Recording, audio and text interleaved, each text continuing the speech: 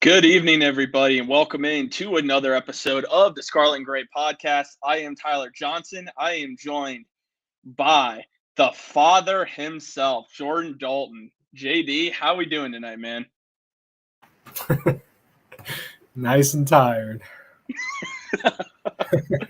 Same here, but for different reasons, obviously. Before we get into tonight's show, guys, there's a lot to talk about regarding Ohio State football right now, regarding the college football playoff. We're going to get to all of it. But before we do, just a reminder, if you guys are joining us on Facebook or YouTube and are not subscribed to the channel, we ask that you please subscribe. It's free for you, and you're entered in for exclusive giveaways that we only have available to our YouTube subscribers, which are going to be starting here before the beginning of December. So again, very easy to subscribe for free. Also, this video, if you would just take a second, again, if you're on Facebook, come over to YouTube, just drop a like on the video. That helps the channel grow. So we would really appreciate that support. And Network 216 recently started a Patreon that we're going to be adding content to each and every week for Browns, Buckeyes, you guys name it. Very, very cheap to join. It's only about $5, I believe, to join. Helps support us and helps us grow as a network. A lot of great features that we're going to have for you. I'm going to have top 25 rankings. Eventually, we're going to have NFL draft talk, like big board only on there for you guys as well. Again, take a second, go look at the Patreon. The link will be in the YouTube subscription. And real quick, before we get into tonight's show, we just want to take a second and we want to hear from our sponsor, Underdog Fantasy. What's up, everybody? We know that daily fantasy never stops, and Network 216 is proud to be a partner with Underdog Fantasy. Very simple to use. All you have to do is go to underdogfantasy.com, and you will just click the sign in button. You'll create an account if you haven't done so already. If you've not created an account, it'll ask you to enter a code. Enter code 216, and they will double your first deposit up to $100. Underdog Fantasy, live draft lobbies that you get to compete with you and your friends. It's no salary cap like DraftKings and FanDuel. You get to go to a draft lobby, pick the players you want, or you can do daily pick'ems, which give you access to all the NFL and NBA games for you to make your picks every single night. Again, go to underdogfantasy.com or use the Underdog Fantasy app on iOS or Android. Use code 216 to double your first deposit up to $100. Sign up today. And when it comes to Ohio State football, I didn't do any new slides this week, did not have the time to get them done. But JD, Ohio State looked good this week. They beat Indiana 56-14. One of my takeaways, and then we'll get into some of yours, we're really being tested right now with the depth at running back. I mean, you're without Travion Henderson. Mayan Williams got carted off, and that could be a bad injury. We don't know. Ryan Day does not update us on injury for whatever reason it might be. Dalen Hayden is available. Chip cannot pronounce his last name. Not going to try. He was unavailable on Saturday. Moving forward, are you a little bit worried about the state of this backfield? Because you do have that team up north is coming up very soon. And if you're going to make that run, Big Ten Championship, college football playoff, you need that backfield to get healthy and quick. It is concerning, to say the least. We are a pass-heavy team, but not having a running back kind of makes your offense very one-dimensional. We've shown we can run the ball this year with Travion and Mayan, but Dallin Hayden's got a lot to carry on his back right now. When it comes to shouldering the run, all the run offense, he's the only scholarship running back we have left on the roster that's healthy. Yeah. So it's going to be a lot of we have Maryland and then we have Michigan. So, Maryland's going to be one of those teams that we can't just walk over. We're going to have to show up and play and not be looking towards Michigan. But we're really going to see how this run game can get going with just Dallin Hayden. And do we even know the extent of Travion Henderson's injury? Is he? We don't. The only thing we know, right? See, this is the issue I have. In the NFL, it's different, and you have to provide transparency or else you'll get fined. College, it's not like that. So we have no update on TreVeyon Henderson. The only thing we know is he's in a walking boot. Ryan Day won't say anything. All he told us is we did not know TreVeyon Henderson was unavailable until Saturday. Same with last week, because he doesn't tell you. So TreVeyon's in a boot. That's all we know to this point. Oh, buddy. I will say Xavier Johnson did really well, filling in as like a hybrid Curtis Samuel wide receiver, running back kind of thing. And so I was pretty pleased with his. He broke that huge run. I think it was in the third quarter. He's filling in. He's playing, the whatever they want to call it, the Percy Harvin role that Urban Meyer used to use. So he's kind of been a player that we didn't expect anything out of, and he's really shown he can be useful in this offense. And he's going to be used a lot more because we're going to need him. So Dallin Hayden's a true freshman, and we talked about it earlier this year on the pod that he was possibly just going to be redshirted for the season. Like he was going to get his couple games, 4 games in, and then probably not play again. And now he's our feature back going into Maryland at least. But it could be a concern. It's definitely going to be a concern going into Michigan if we can really pull off. I don't know. Yeah, it's going to be a concern for sure if these guys aren't there. And again, it's great to have a guy like Xavier Johnson that you can plug in from time to time. Like it's fantastic. The fact that you only have Hayden, who again is a true freshman and was not supposed to be in this position to begin with, he's shown that he can play. There's no doubt. But if you don't have TreVeyon, if you don't have and I don't like to look too far ahead because there is a game on Saturday against Maryland, and they are not just this team that I believe we're just going to steamroll. But if you're looking ahead a little bit to Michigan, man, if you're missing TreVeyon Henderson and Mayan Williams, I start to worry as far as like it is we are a passing team, but you have to have a run game. And Dallin Hayden in that spot, I don't know, man. Like, again, it's tough because you're a true freshman coming in. He'd be at home, so that's a plus. But you have to hope now, I mean, knock on wood, that Dallin Hayden stays healthy. Because then if he gets hurt, I don't know what to say anymore. If he gets hurt, like, we're screwed. I was half joking this weekend. This is interesting, by the way, about David Hemphill mentioning this. He thinks he's holding Henderson back until the game and going to unleash him. I think that's possible. We kind of saw it with JSN earlier this year when he got hurt, and then they brought him back for the first big test of the season. I think it was supposed to be like Michigan State, and he played like a little bit, and then and then I think he played did he play a little bit against Penn State? He did, dude. Yeah. He played well against Penn State. JSN. He had that. Oh, JSN. My bad. I thought we were talking about TreVeyon. No, JSN hasn't played since Iowa. Well, so they sat him out against the couple cupcake teams that we played in between Notre Dame and Iowa. And then they brought him back because they knew Iowa had a really good defense, and then he gets hurt right away. So I mean, we've seen them do that, hold people for big games. I just don't know what the extent of the injuries are.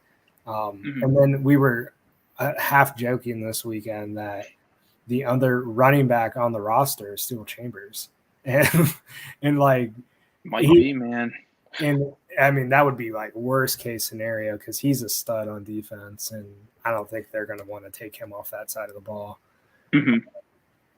just because he's been playing phenomenal. But I mean, if they don't have anybody else, I could see them like doing what they're doing with Xavier Johnson, maybe putting Ibuka in the backfield, just to use his speed and get him the ball in space.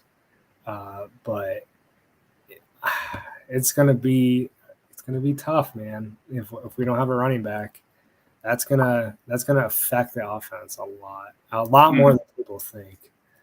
Yeah, exactly. I mean, I completely agree with that. And David also has a really good question. If Jackson was ready to play for the game, do you think he should play or just hold out? Dude, we've talked about this, and again, a lot of people came. I mean, I saw when I posted the video on Facebook, a lot of people were like, "Dude, like he's gonna play, and like no need to shut it down." You're at the point. There is no reason for me. I love JSN. I would love to see him in this offense because it's just another weapon that you have. There's no reason for him to play. There really isn't. I mean, he's a first-round pick. Some argue against that. I still think he's a first-round pick. I think there's no need to risk it. It comes down to his testing, honestly. If he tests well, he's a first-round pick. Mm-hmm. So, yeah, I don't see that happening. I think he's done. I think he's been done since the Iowa game, since he left. Mm-hmm. But I mean, there's always a silver lining, and the silver lining in that case is that we're seeing the emergence of Marvin Harrison Jr. And he is no sophomore. He is a NFL ready wide receiver making some of the best plays that we've seen in a Buckeye jersey. He is a phenomenal athlete, and he has probably the best hands in football, at least in college football. And we always joke about it. Me and Nick, we're always like, "Man, Joel Klatt really loves Marvin Harrison Jr." Like, Joel Klatt cannot say enough good things about Marvin Harrison Jr. during a game. Like he will just go on and on about how amazing he is, how he's the best prospect he's ever seen. But I mean, even this past week, he had that catch on the boundary where he twisted his body and somehow got his foot down, and everybody was just like, that's like Justin Jefferson type stuff right there. The way he's just like catching these footballs. So he's special. Like, I mean, and we do joke about it with Joel Klatt. I think truly he does believe it. And I mean, it's hard to argue. There is not another receiver that's really built the way he is, can run the way he can, and has just that type of skill. And you can see, and Joel Klatt also talked about it, man, if you put like a video up next to his dad, oh man. It's insane. It's insane. The resemblance is uncanny to me. The only difference is he's 4 inches taller and can run faster. That's and so that's really it. Yeah. That's it. It's awesome. So like, as much as I would like JSN to play, our wide receivers have been playing well. I'm really getting pissed off with Julian Fleming because I love Julian Fleming, but he needs to stop catching the ball with his body, dude. He's had like the last 2 games, probably 4 or 5 drops where he's been open and it just hits him straight in the chest. And I'm like, dude, just use your hands. Like, you have great hands. And he's catching it like a 5th grader, like trying to like bring it into his body. And it just, it's annoying. Like, because it doesn't make any sense to me. Like we've seen him make great catches. We've seen the skill he has. Why are you using your body to make a catch? Maybe it's the weather. Maybe it's the weather, and he feels he's not confident in his gloves. I don't know what it is. It's insane to me, man. It honestly kind of pisses me off a little bit because there's just no reason for him to do that. There's just no reason for it whatsoever. So, well, I'd love to see him get more involved too. I will say that he really, I mean, Northwestern's Northwestern. We're past that. He really hasn't been targeted that much, though, either. Yeah. I mean, the last couple weeks. He's definitely on the field a lot, though. He is. But, again, Joel Klatt, I normally don't agree with him that much. I don't. He kind of annoys me sometimes. But he also made a really good point that Julian Fleming needs to get the ball. They need to get the ball in his hands a little bit more. I get you have Marvin Harrison Jr. and you have Emeka Buka. You got to find Fleming also, though, is such a mismatch. You got to find the way to get him the ball. I mean, design some plays to get him the ball. And I did want your perspective, and this is a topic from last week's show. that I was doing solo. Got a lot of heat for it. You did the show by yourself last week? Yeah, it was brutal. Yeah, that was fun. So appreciate everyone that tuned in for that one. But I want your perspective on this. And this was not me saying Ryan Day needs fired or anything of those sorts. The play calling on 3rd and 1, 4th and 1, would you say that he is not super creative with some of his play calling? He's like, I mean, some of these screens that he's doing. That's all I was saying, and people were like, "Oh, you're just being you couldn't coach better," and I wasn't trying to coach better. My point was, Ryan Day needs to get more creative with his play calling when we're short distance, and he did on Saturday. He did. He had a beautiful play where he forced the defense. There was a play fake, forced the defense to go to the right, and he went to the left. And Stroud went to the left into a touchdown, to Cade Stover, I believe it was, but. You need creativity. You can't get up to 3rd and 1 and just hand it up the middle when the defense knows what's coming. What are your thoughts on his play calling? Again, I'm not saying he's a bad play caller. I'm saying he needs when you play Michigan, when you play some of these other teams, you're gonna have to get more creative with your plays. I think you're onto something. I think so. It was against who do we play the week before Indiana? My time. Northwestern. Yeah, so against Northwestern, he was. Granted, the weather is terrible, but we were really struggling offensively in that game. Yeah. And I'll give us a pass. Like, you obviously see the firepower of the offense, like this week against Indiana, and throughout the season we've seen it. So like maybe the Northwestern game's an outlier due to the weather and stuff like that. But I've noticed that he does like to call these like very predictable plays, and I feel like he does it on purpose. As annoying as that is, just to set the defense up for later in the game. And he there was was it the week before Northwestern. He kept Penn running. State. You say Penn State? Yeah. He kept running these bubble screens that kept getting shut down. And I was just like, the reason he keeps doing this is because he's trying to set up the defense, but then he never attacked the defense using like a fake bubble screen wheel route or anything like. I don't know. He never took advantage of them just biting on all these bubble screens. Mm-hmm. So,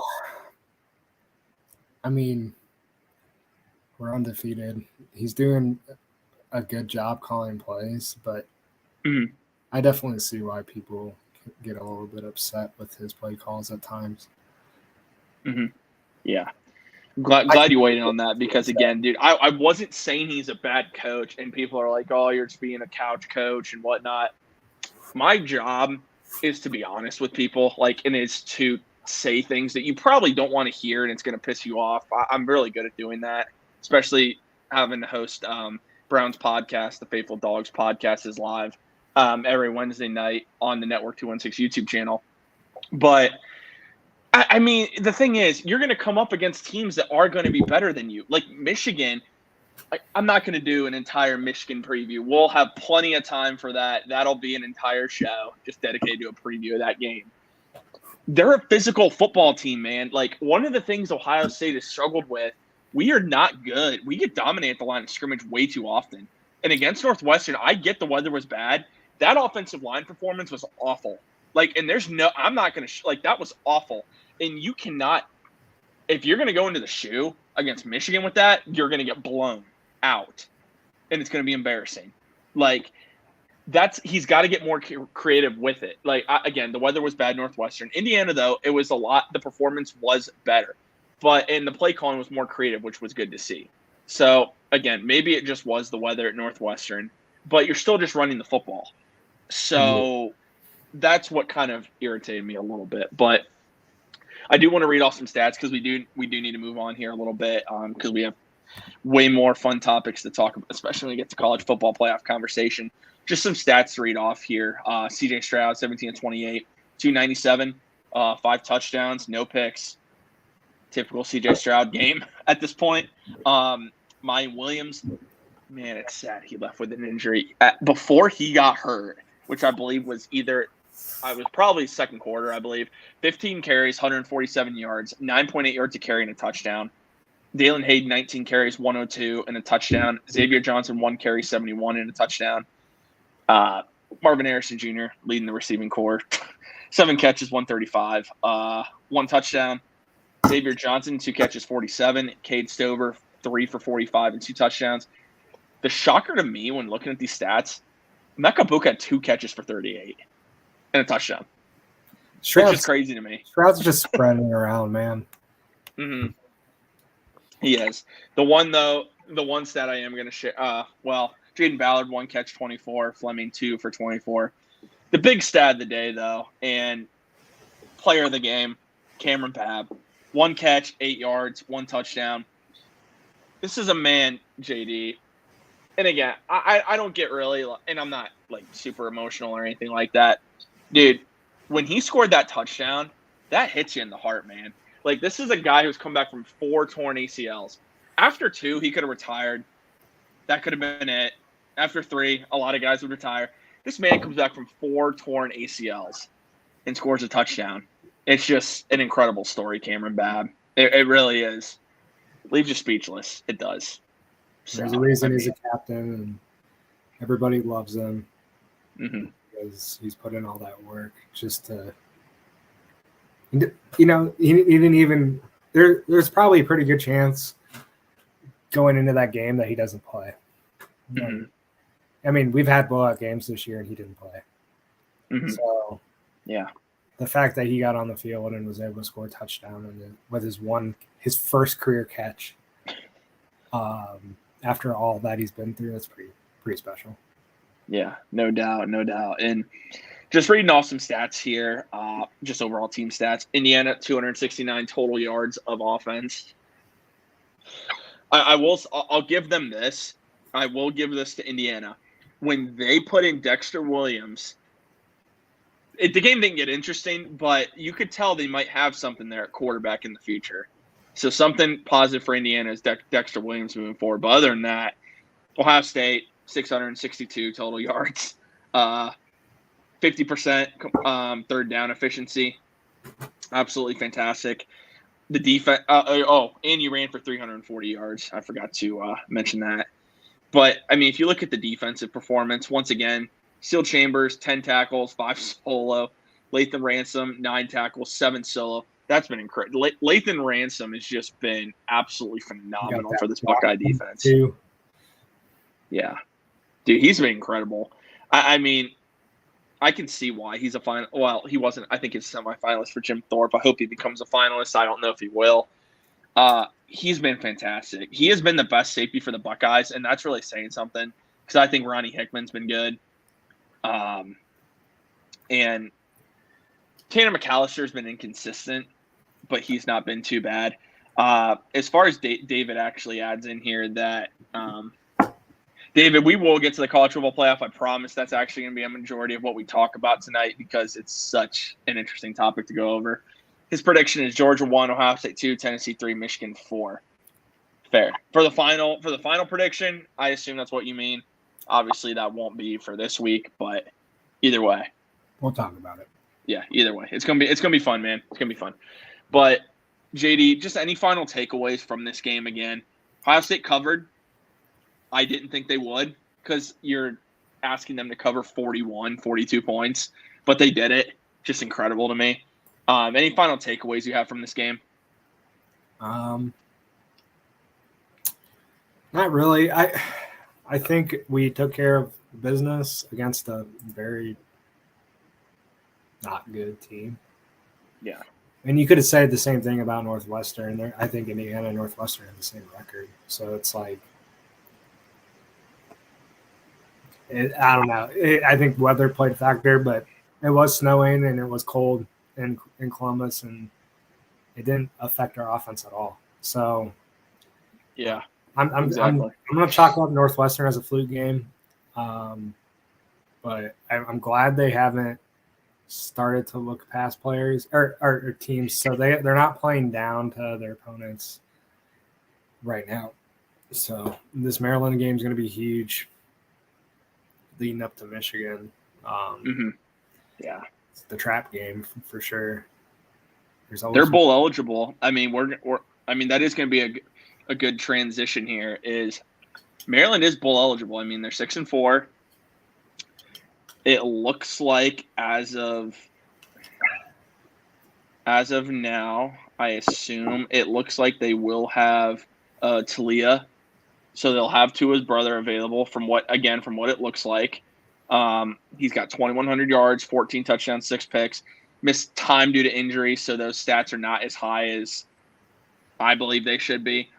That's really what they have. I mean, they have a pretty solid running back. Hard to argue when your running back's averaging 6.1 yards a carry, which is what Roman Hembry has done as a true freshman. 134 attempts, 815 yards, 7 touchdowns. So he's been good. The thing about Maryland, JD, they do have an offense that can put up some points. Yeah, I mean, they got shut out. That's my biggest worry. They got shut out last week against Penn State, 30-0. And they're at home. Yeah, so I don't know. They had a really, really, really close game with Michigan. They almost beat Michigan.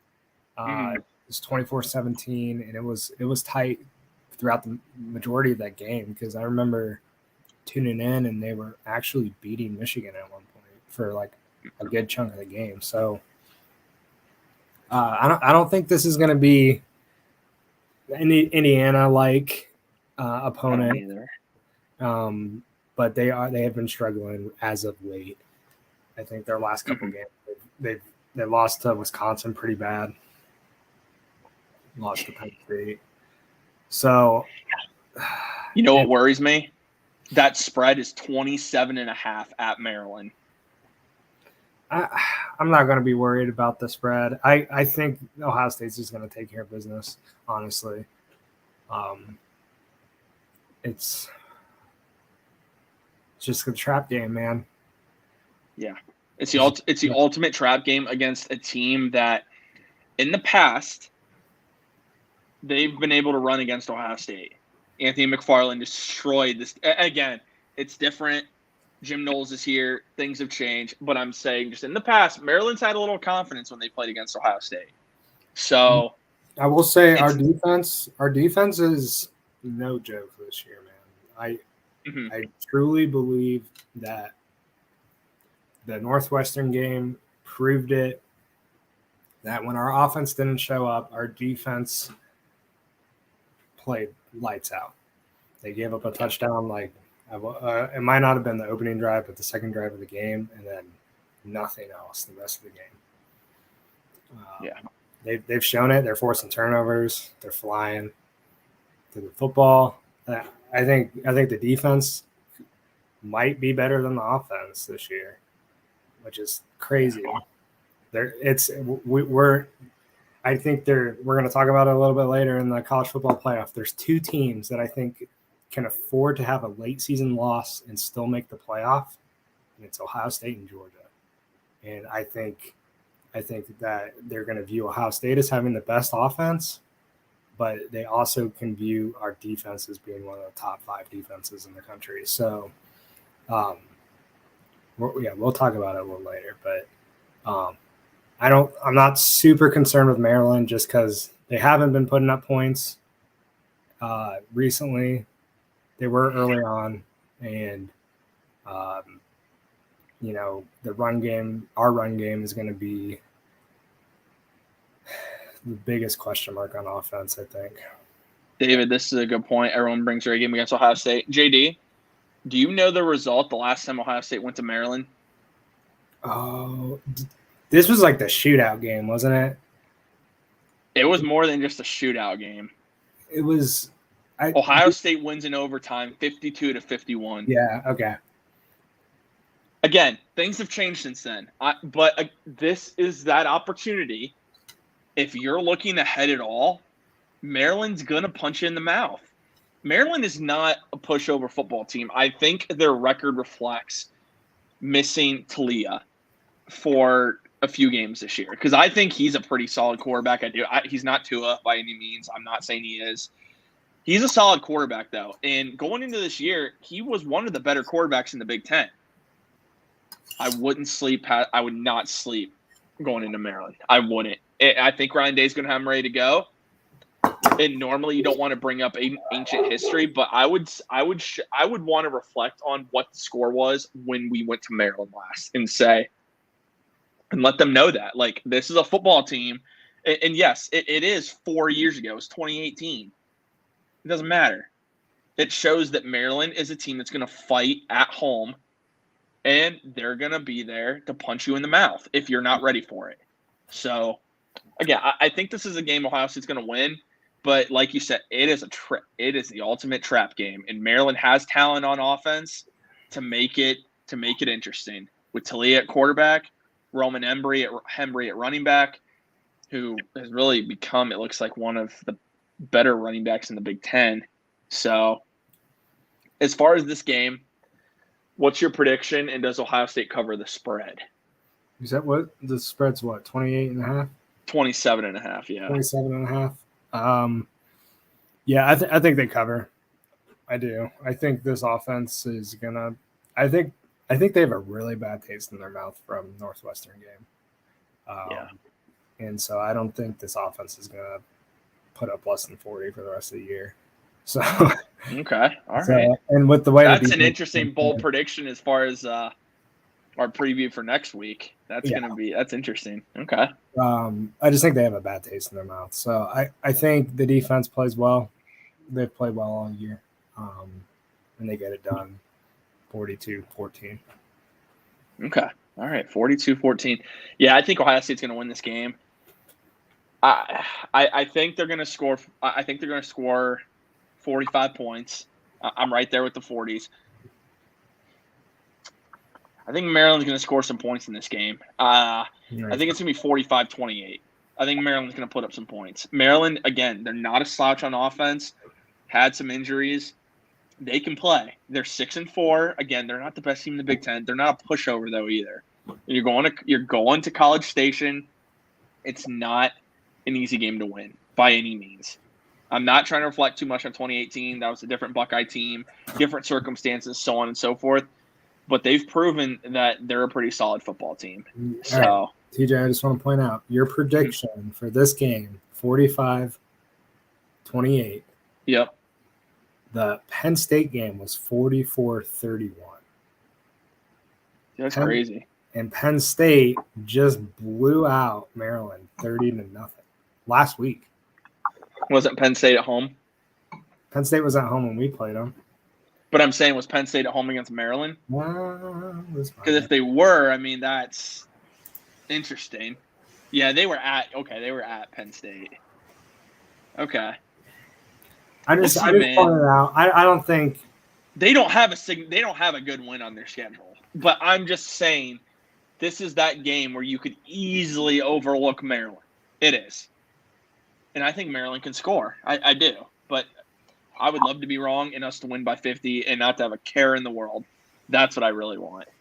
But, JD, before we get to our college football playoff predictions and really discuss that, because great conversation as always, we do just want to take a minute and hear from our partners with Homage Athletic Apparel. What's up, guys? We've been talking about Homage for a really long time, but I can't get across how comfortable the products are. Like, this is literally the softest hoodie that you'll ever have. And it's not just about, comfort when it comes to the style. It's effective as well. It keeps you warm. I mean, look, this thing is not, it's all vintage looking, but it's looked like this. I've owned this thing for 5 years. So you got Ohio State, you got the Browns, you got the Cavs, you got the Guardians. They've got everything to have you covered all year long for all your Cleveland sports. I know the Victory Monday thing's a little brutal this year, but we got all kinds of awesome designs. You got to check them out. We'll put a link. There's always links in all of our episodes in the descriptions and sometimes in the comments as well. They're the best on the market, man. I don't even know what to say anymore, but go over there, check out Homage today. Go Cavs. JD, we're going to get in the college football playoff talk.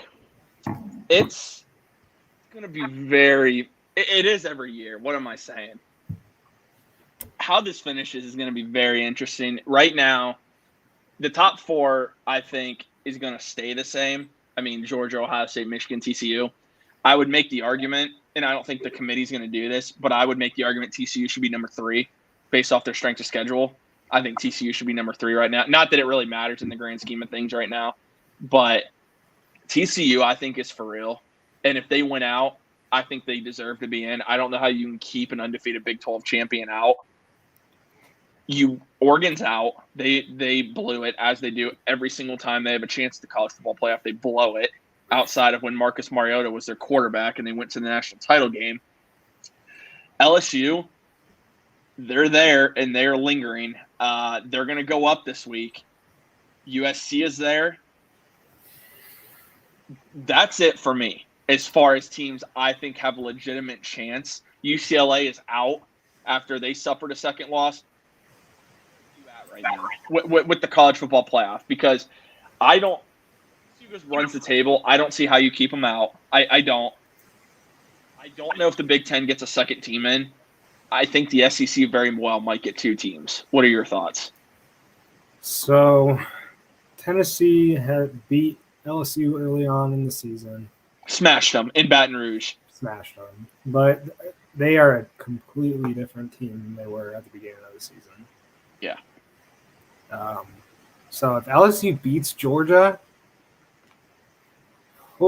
I do not want to be in that committee trying to decide who to put in the college football playoff, because I think there's 2 locks. I think there's 2 locks, regardless of outcome, regardless of whether or not Ohio State beat Michigan or Michigan beats Ohio State. I think Ohio State and Georgia are guaranteed spots. Mm-hmm. I truly do. I think the way the committee has ranked Ohio State this year, apart from when before Alabama suffered their losses. I think that they view, like I said earlier, they view Georgia as having the best defense in the country and Ohio State as the best offense. I think it's been proven this year on both sides that those are the top 2 teams. Yeah. If Ohio State Michigan have a scrap, it goes to the last second field goal. Michigan pulls it out, and then Ohio State doesn't play in the Big Ten championship, and that's our only loss. I still think we slide in, maybe as a number 4. Interesting. Okay, that's interesting to me. It's hard. Okay, so you bring up this is where this conversation just really gets. Like you said, I'm glad I'm not in that committee and I have to make this decision, because you're gonna get destroyed regardless of whatever you decide. So let's say it's close. Ohio State, Michigan. Let's say, devil's advocate here, Ohio State loses by 3. Do they get in? You think Ohio State gets in with 1 loss, even if it's to Michigan and Michigan then wins the Big Ten title? Yeah, because our loss is against a top 3 team. But here's the other question. See, this is – oh, man. This is why I'm so glad the college football playoff is back, because we could talk about this for an entire show if we're being honest. I mean, okay, LSU runs the table. They beat Georgia. Okay, so here's the scenario. LSU runs the table, beats Georgia in the SEC championship game. Georgia has 1 loss to an SEC champion, LSU. Ohio State has 1 loss to a Big Ten champion, Michigan. TCU runs the table. TCU's undefeated. Tennessee wins out. 1 loss. That 1 loss is to Georgia. That is chaos at its finest. I don't know what you do, because you can't, in my mind, I think Georgia's a lock. Like you said, Georgia to me is a lock, regardless of what happens in the SEC title game. Because now, again, they have to beat Kentucky. At Kentucky, that's not the walk in the park everyone thinks it is. Nick would love to hear me say that. But I don't think that's a given. But Georgia runs the table. In my opinion, they're in. I don't know how you can kick out Georgia. I don't. Tennessee's right there with one loss, and that's to Georgia. It's hard to keep Tennessee out because they beat Alabama. And they went to Baton Rouge and destroyed LSU early in the year, mind you, but that's still a signature win. You have LSU, a 2-loss SEC champion. We have never seen a 2-loss team in the college football playoff. But if they weren't in the table, I don't know how you keep them out. I think there's a really good argument for all 3 teams. and then those are 3 SEC teams. And I cannot say how happy I am that we are going to an 8-team college football playoff next year. Because it seems, not next year. 12, teams, right? It's 12. Is it 12? I'm pretty sure it's 12. Yeah. I thought it was 8. Let me look it up. If it's 12, then Ohio State's never not making. Yeah, it's going to expand to a 12-team format here. That's 2026, right. Maybe sooner. So 12 teams. Ohio State's always a lock. Like you're going to have 4 guaranteed locks every year. Knock on wood, by the way. I'm knocking on wood for that. So you're going to get all and. Dude, there's so much changing in college football because you're also getting all these new teams coming into the Big Ten, Texas, Oklahoma going to SEC, and that takes a lot of credibility away from Big 12, Pac-12, and the ACCs are trash. But Power 5 isn't going to have a Power 5 champion doesn't hold as much weight without those teams in those conferences. So how much weight? Okay, let me ask you that. Okay, because you bring up a good point. How much weight does TCU's hold? If TCU goes undefeated and they win, they have to be in, right? Right now, yes, they have to. Okay. But and even Ohio State's strength of schedule is not great. Notre Dame's helping. Notre Dame is helping. Notre Dame's playing really well. We joke, but yeah, they beat Clemson pretty handedly, and Clemson was a top 14, and I'm so glad they're not going to be in the college football playoff this year. But I didn't get to ask you this last week. Okay, because again, I talked about this myself, and it's weird when there's no one responding to you. So Clemson's out in your mind. They're done. One loss, they're done. Yeah, there's no way. Okay, that's where I'm at too. They haven't had a good win, and they don't pass the eye test. They almost lost 3 or 4 games. Yeah. Yeah. DJ Ugalalali or Lulele, whatever his name is, isn't good. So yeah, he's playing pretty. He's really flat-footed when he throws the football. And it pisses me off.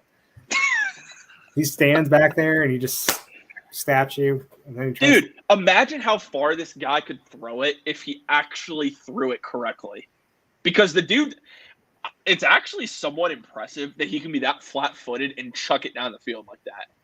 Imagine if he actually threw the ball correctly. Dude would have one of the most insane arms in college football. Okay, so what happened to USC? Who'd they lose to? USC didn't lose. UCLA lost. Yeah, but USC did lose. They're not undefeated. Yeah, USC lost, I believe. Let me see.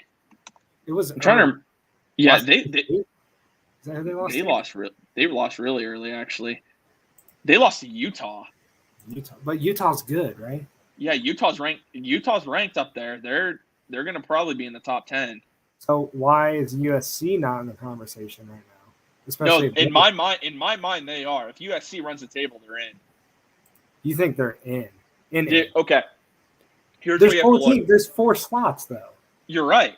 So are you saying there's not going to be any 2 teams from the same conference in the college football playoff this year? If USC runs the table, no. So I don't think, and it pains me to say it, and I could be completely wrong. I hope I am. Whoever loses that Ohio State Michigan game, I think, is out. You're not winning a Big Ten championship. You're out. Now, but this is, let's assume. I only think that scenario works if Ohio State loses. You don't think Michigan's out if they lose? No, I think they would be out if they lost. But Okay. I think Ohio State would still be in if they lost. They're in if USC falters. Because USC has 2 big games to end their season too. if they that's what I'm saying though. If USC wins a conference title, we're gonna assume there's no chaos because let's make that fun for a minute. Georgia wins, Michigan wins. This is all for this exercise. Michigan wins, TCU wins. So those 3 are in. If USC runs the table, they are ahead of Tennessee. They should absolutely be ahead of Tennessee. There's no reason in my mind if USC goes and they beat UCLA, they beat Notre Dame. Yeah, they lost to Utah by a point. They beat Oregon State, and yet Oregon State. Normally you would joke about that. Oregon State's ranked in the top 25. So they would have, in that case, 3 top 25 wins and a loss to a top 10 team by 1 point. If they run the table, man, you have to put them in, I think. I think you don't have a choice. You could also argue the same thing for Oregon. Oregon has 2 losses. Oh, do they? Oregon lost to Washington. They're out, man. What am I looking at? I'm looking at the whole. Oh. Okay. It's the old rankings, so you have to apply the previous results. But we should do this show on Tuesday night. But believe me, I wish we could. We have like 3 shows Tuesday night, so it'd be nearly impossible. But anyway, I mean, it's tough. Oh, okay, Ohio State or Michigan, the loser of that is in if USC doesn't run the table. Ohio State, Michigan is not eliminated unless there's a blowout. Ohio State blows out Michigan by 30, they're done. I don't see any chance you put them in. Michigan beats Ohio State by 30, they're done. Because you can't justify it. You can't justify putting them in, especially if they're not a conference champion, because you have Tennessee, if they went out, lurking right there, saying, we beat Alabama, we blew out LSU. It's tough. And then if Georgia then loses, you're in a real tough spot having a one-loss Big Ten team in there. So, again, I'm glad I'm not the committee, but you talked about it when you do go to a 12-team playoff. Ohio State better make the playoff every year, or we're gonna be firing people. So, fact. Also, that 12-team playoff, I can't wait to see how that's structured. Because I don't think they've announced how it would be, because it's not like formally in place yet. I mean, there was breaking news that that's where it's heading. Like, it's been agreed to, but we don't have details like on the actual format of that. So I remember, I think Jim Harbaugh actually came up with like a 8-team playoff a couple years ago that he was pitching as an idea, where it was, and this was, prior to a lot of these teams moving conferences and the whole realignment thing. But it was 18 playoff, 5 teams. And this was also when Cincinnati was making a bid as a group of 5. Yeah. But it's 5 of the Power 5 champions. So, Big Ten, Pac-12, SEC, ACC, Big 12. So all 5 champions make it to the playoff. Then that leaves 3 bids for at large. So it could be, another Big Ten team, another SEC team, a group of 5 to fulfill that 8-team bracket. So I think it could be something along those lines where all five champions are guaranteed a spot. And then it should be. And then you're left with 7 teams that are at large bids. So okay, it could I like be that actually, or it could be the runner-up of the Power 5 that leaves 2 at large, or whatever. You have to find a way. I think you would agree with this. Find a way to incorporate the top, whatever team it's ranked, the top team that's non-Power 5 ranked. I assume you have to find a way to incorporate that. Like, that has to be a way, because in certain situations, I mean, if we look at it this year, and again, I think they'd get steamrolled, but the point is you're giving them an opportunity, and that's when you get to a tournament like that, truly anything can happen. Anybody can beat anybody on any given day, even if it's unlikely. But if you look at it now, you would have, let me see who would be the first. You're looking at, because I believe UCF beat Tulane. So UCF right now would be in the driver's seat for a college football playoff spot in this format. I think that would make it – that's fun. Again, this team, they might get smacked, and they probably would be. You're adding that component, though, to the college football playoff. And you're giving these teams something to play, like these teams a chance. Because right now they don't have a chance. I think it would be something around the – like it would be like a whatchamacallit, a 16-team bracket. So, you have your 4 teams on each side. So it's a 12 team. So then the top 1 seed, it's kind of like how they run the basketball tournament, where like that 1 seeds just get an automatic bye. And then you have, 2 teams playing, then the winner plays the 1 seed. And they would kind of like work it out that way. That's true. Okay. Yeah, that's a good point. So there's like the top 4 seeds kind of get a proverbial bye to start the tournament with the 12-team bracket. And then it would just come, so like Tulane would draw probably the Pac-12 champion or something, like straight off the rip. And then the Pac-12 champion would play like Georgia or something. Like that would kind of be like the format, I think. It would be. I'm just interested to see, because there's a lot of talks this offseason of those super conferences forming, where it's just like, Pac or Big Ten West, which is the Pac-12, and then there's Big Ten East, which is the current Big Ten, and the SEC trying to like expand it westward. So yeah, it's gonna be a lot of fun. It's gonna give us a lot more to talk about too, especially when you go to that 12-team playoff. David weighs in again here, has a good point. If Tennessee would play USC right now, Tennessee would win. So USC doesn't have a chance at the college football playoff. The committee selects the best 4 teams, not conference champs.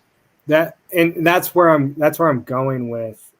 So if Ohio State loses to Michigan, Ohio State is in the eyes of the committee, I think they are still a top 4 team in the country, regardless of them losing. But the fact that, like, if we beat Michigan, that they don't make it, it's because of their strength of schedule. They have a really weak schedule.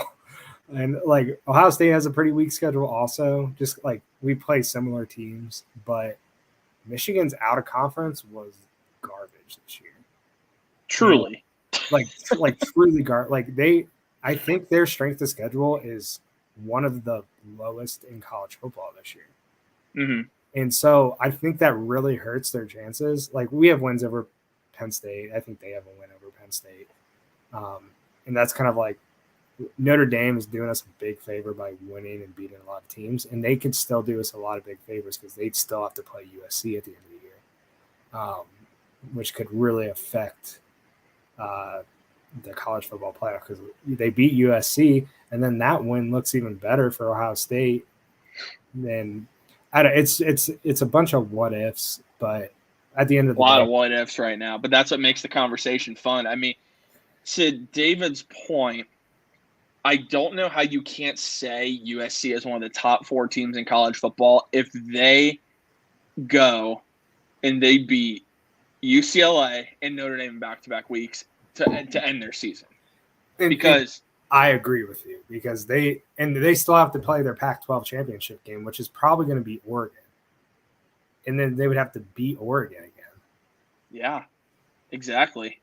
And that's where, again, it's a lot to talk about. And so, JD, as we're wrapping up, because we got to wrap up here, because down with the Browns coming up here, special guest, little Browns therapy for everybody. We need more than therapy at this point. But your playoff predictions, give 5 and 6, and then give your top 4.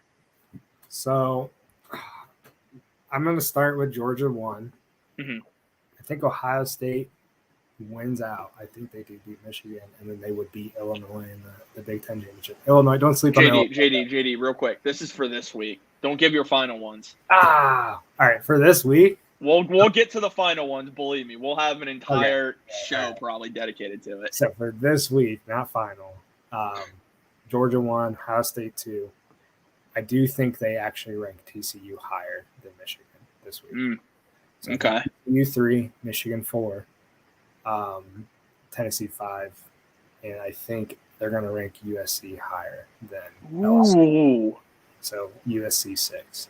Ooh, okay. I think it's so close, man. And they might do a tie. Like they've been doing these like weird tie rankings too. They might. I mean, because right now, let's be real, it doesn't matter. It really doesn't right now. Yeah, it still has to play out. So I think they're gonna put USC at 6, and then LSU's gonna be 7. But dude, that if LSU runs the table and wins the SEC, we are gonna have one heck of a conversation about who should be where, because a 1-loss Georgia, a 2-loss LSU that just beat Georgia, which Georgia's been the number 1 team in the country. Like Tennessee's still sitting there. Yeah, it's going to be crazy, but that's my top 6. So okay, I love it. Yeah, Georgia, Ohio State, TCU, Michigan, Tennessee. Just a programming update with the college football playoff. Let's say Ohio State beats Michigan. I just want to give the audience a heads up. We will do a Big Ten championship. We'll recap the Michigan game, of course. We'll do a brief Big Ten championship preview. We're going to talk a lot of college football playoff. Then if Ohio State wins out like we believe and expect, we will have a show that will break down. Well, we'll have to see about schedule because the Big Ten championship. Yeah, we would have to see about scheduling, but we might be able to make a Sunday morning special because college football playoff is king. Anyway, real quick, I gotta give mine because we gotta wrap up here. At 6, LSU's 6. I don't see them moving LSU. I don't. Even though I think USC should be ahead of them, LSU is gonna be 6. 5, Tennessee. Tennessee should still be 5. If LSU didn't have 2 losses, they would be 5, but they're not. 4, I think it's going to be the same. I think you're going to have TCU at 4, Michigan at 3, Ohio State at 2, and you're going to have Georgia at 1. I think because if Ohio State and Michigan take care, regardless of what TCU does, they want Ohio State Michigan to be 2 versus 3 for that showdown this year. That's true. So that's where I'm at. You guys are going to want to tune in to the college football playoff rankings, 7 o'clock on ESPN. Those are our predictions. I want to thank everyone for tuning into this episode of the Scarlet and Gray podcast. Appreciate every single person that tunes in to us every single week. Remember, you're joining us on YouTube or Facebook. Please subscribe, or even on Twitter. I don't mention Twitter just because we can't see those live views. Our platform is not meant to be able to see that. StreamYard does not have that capability. But if you're joining us on any of those platforms, take a second to subscribe to the channel completely free. Exclusive giveaways that we have only available to our YouTube subscribers that are coming out within the next month. So again, free to subscribe. Drop a like on this video. It helps Network 216 grow immensely as a YouTube channel. We will be back with you guys next Monday night at 6:30. Hopefully we're going to be recapping another Buckeye victory, but huge preview coming up against Michigan. And we might have one of our best friends, special guests on who he's a Michigan fan, but it'd be a great conversation to have. So, my friend. How firm thy friendship. But anyways, guys, that's the schedule coming up right now. As soon as we're off the air, Down with the Browns is live for Browns Therapy for just another horrific loss. This has been the Scarlet and Gray podcast. Thank you all for tuning in, and go Buckeyes.